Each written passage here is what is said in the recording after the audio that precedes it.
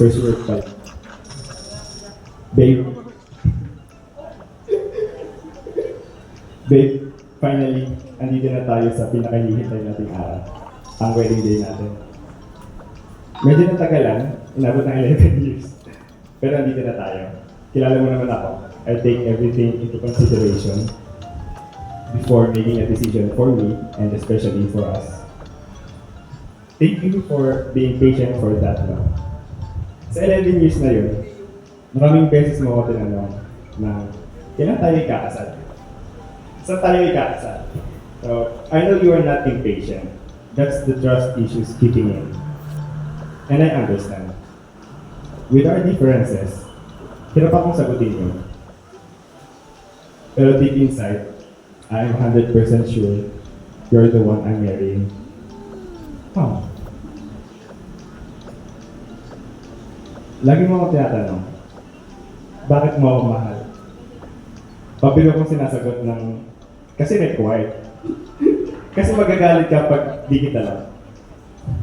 Wala pa akong matinong sagot sa akin dahil hindi reserve ko yung seryosong sagot para sa araw na to. There were times na sasabihin mo sa akin, babe, hindi ko alam kung nasaan ako ngayon kung wala ka. Hindi ko alam kung anong buhay ko ngayon kung wala ka. You see me as your source of strength. But to be honest, I'm also lost in life kung wala ka. Iyak naman yung lalaki.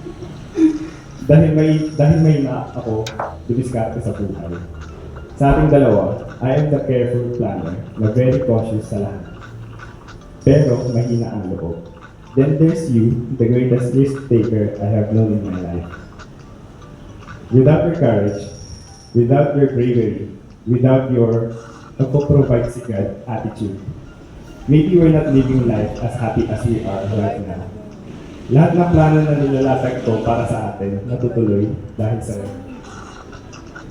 May mga times na kailangan ko or kailangan natin mag-decide sa mga bagay-bagay. My initial decisions are always selfish. Lagi kong iniisip sarili ko lang or tayong dalawa. Thank you for being there to remind me that we are not selfish individuals. And there will always be a choice where everybody wins.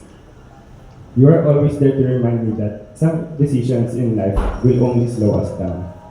And that's okay. The important thing is we're still moving forward. Whenever we have problems, ako yung ang tagal mag-move on.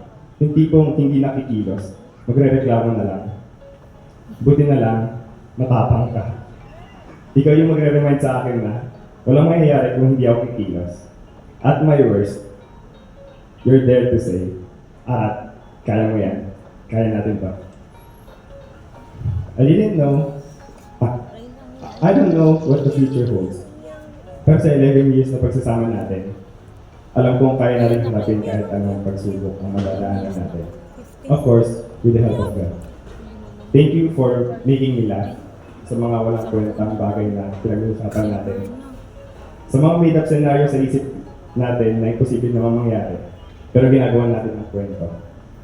Thank you for pretending na fan ka kapag may sinasabi ako sports-related topic. Lalo na kapag sinasabi ko, babe, nanalo Spurs. Tapos sasabihin mo, what the fuck, seryoso?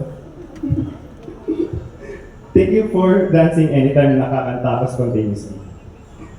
Kahit mabagal yung kanta ko, hindi ko pa rin alam bakit parang pang-upbeat na kanta yung sayaw mo. Pero pinapagalan mo na. Thank you for the late night chismis. Nawawala ang ko dahil sinasabi mong may chismis ka kapag sinasabi mong matutulog na ako. I am really happy that I get to repeat those things over and over again with you forever. So, balikan natin yung tanong mo. Bakit kita mahal? Same as you, babe. You are also my source of strength. You are my moral compass. You make my world peaceful and a happy place to live. To summarize, you complete me. Marami pa akong gustong sabihin, but don't worry. We have a lifetime for me to say and do those things that I wanted to say. I promise to love you, to take care of you, and to make you happy for the rest of our lives. I love you so much.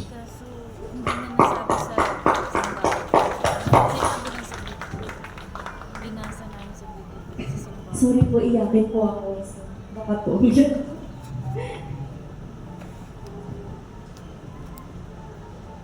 ko ano lang maisip yun. Babe. Una sa lahat, I love you. Thank you for today. Minsan na akong hindi naniwala sa pag-ibig.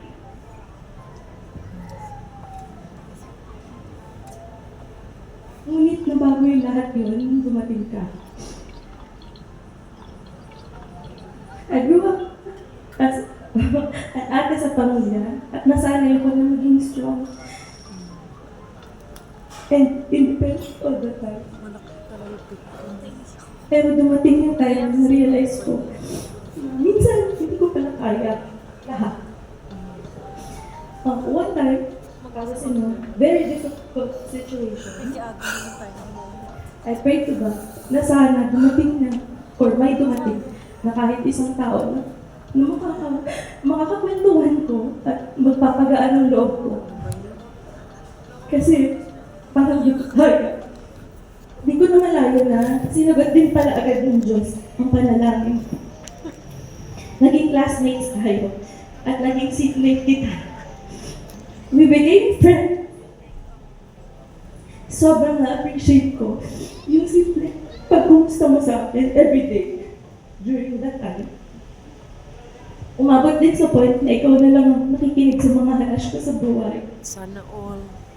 Thinking na hindi mo ako magugustuhan dahil ang toxic ng kalagayan ko.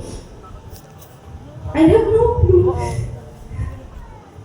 na ikaw na pala yung taong nilaanan para sa akin.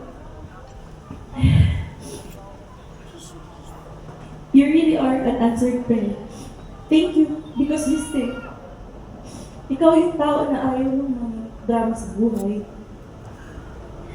At kilalang chill palagi kahit itanong ko sa mga classmates na. Kaya nagtataka ako kung bakit mo ako minahal sa kabila ng pagka-OA at kadramahan. Kaya alam ko, naririndigan na sa paulit-ulit na tanong ko na bakit mo ako lang. You have seen me at my lowest point in life.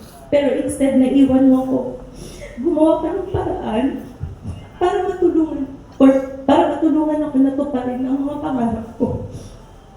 For 11 years, pinatunayan mo na hindi pala ganun kababaw yung pagmamahal mo sa akin.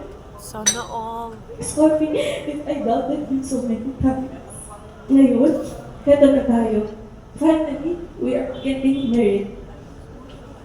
Hindi ko alam kung anong nagawa kong mabuti para bigyan ako ng Panginoon ng isang kagayam na mahal ako. At gagawin lahat para sa ikakabuti at ikakasaya ko. Salamat sa pagmamahal mo sa akin, lalo na sa tuwing nalilimutan ko kung paano mahalin ang sarili ko. Salamat din sa pagtupad ng mga pangarap na hindi ko kayang tuparin para sa sarili ko. Salamat sa lahat ng efforts para makasaya ako sa lahat ng oras. Salamat kasi nandiyan ka palagi para sa akin, para patahimikin yung ingay sa paligid ko. Salamat dahil pinatunayan mo may isang lalaking handang gawin ang mga bagay without me even asking for it. Salamat dahil hindi ka bumitaw. Alam ko hindi enough na mahalin ka lang, kaya I promise to be your best friend and partner every step of the way. Asahan mo na hindi kita iiwan at tatalikuran, lalo na sa mga panahon na pinanghihinaan ka ng loob. Sasamahan kita sa hirap man o ginhawa. Pinapangako ko na susuportahan kita bilang haligi ng ating tahanan. Pangako na gagawin ko ang best ko para magpasaya ka at araw-araw ikaw ang pipiliin ko. Your love saved me many times. And that is because you had me here. And with that, I am forever grateful. Thank you for being part of my healing and putting back the smile on my face. For me, your existence is my peace. Today and forever, you are my hope. I love you. Buhay ang bagong kasal! Ay, wala pa pala. Pwede na po natin dalhin dito sa harapan yung singsing at yung aras kung meron man, no?